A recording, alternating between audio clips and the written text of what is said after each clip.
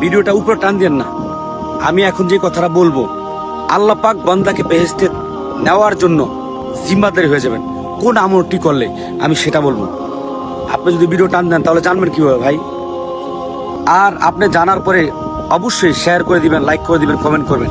কেননা আপনার শেয়ারের মাধ্যমে লক্ষ লক্ষ মানুষ, লক্ষ লক্ষ আল্লাহর বান্দারা এই আমলটা জানতে পারবে, আল্লাহ কবুল করলে বেহেশতে যেতে পারবে।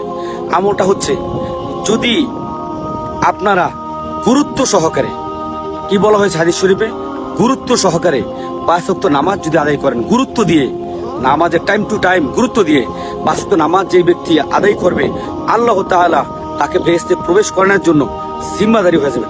সুবহানাল্লাহ। এজন্য বেশি বেশি শেয়ার করে দিয়েন, যাতে আমার ভাইয়েরা, আমার বোনেরা জানতে পারে। আমলটা জানতে পারলে তো করতে পারবে, করতে পারলে হয়তো আল্লাহ কবুল করে তারা বেহেশতেবাসী হবে। এজন্য মুসলমানের কাজ হচ্ছে এক ভাই আরেক ভাইকে সাহায্য করা। আল্লাহ তাআলা বেশি বেশি লাইক, কমেন্ট, শেয়ার করার তৌফিক দান করুন, বেশি বেশি আমল করার তৌফিক দান করুন। আমিন। ডেকে লো